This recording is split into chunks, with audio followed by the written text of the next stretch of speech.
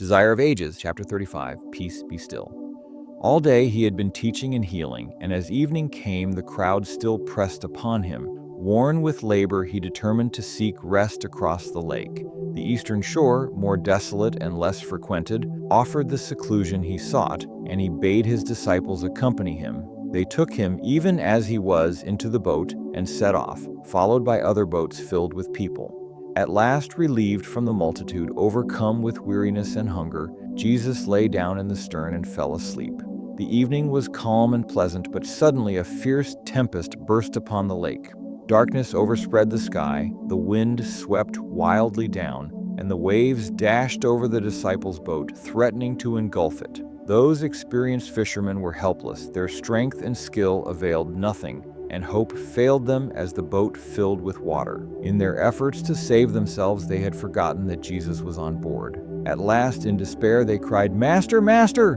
But the storm drowned their voices, and there was no reply. Doubt and fear assailed them. Had Jesus forsaken them? Was he unmindful of their distress? Again they cried, and still no answer came.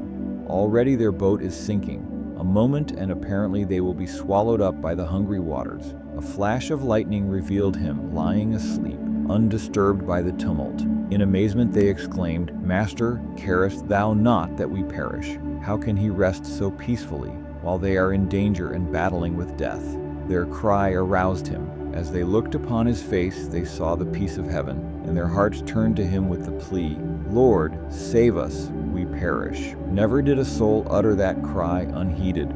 Jesus rose, stood amid the raging storm, lifted his hand and said to the sea, "Peace, be still." Instantly the storm ceased, the waves sank, the clouds rolled away, and the stars shone forth. Turning to his disciples, he said sorrowfully, "Why are ye fearful? Have ye not yet faith?" A great calm followed. The people whispered, "What manner of man is this, that even the winds and the sea obey him?"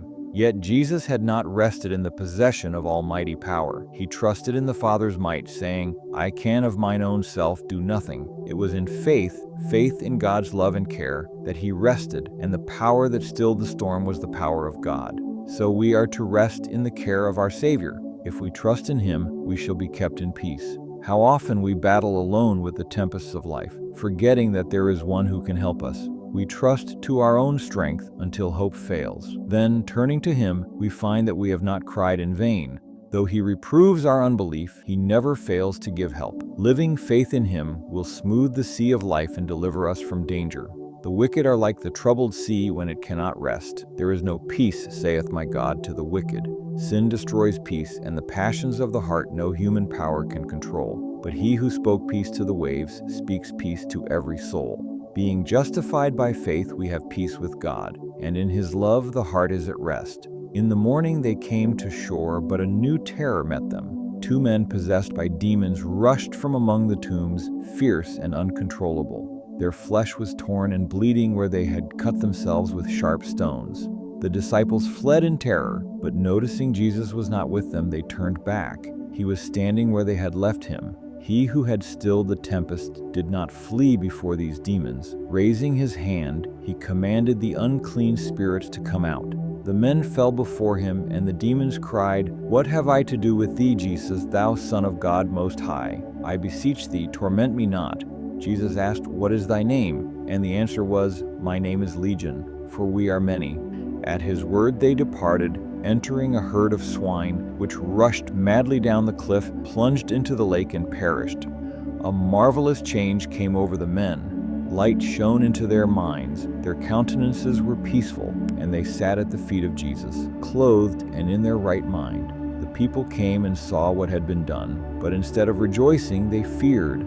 The loss of the swine seemed greater to them than the deliverance of these men.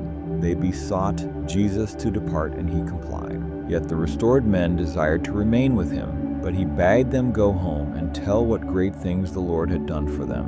They went throughout Decapolis, declaring his power.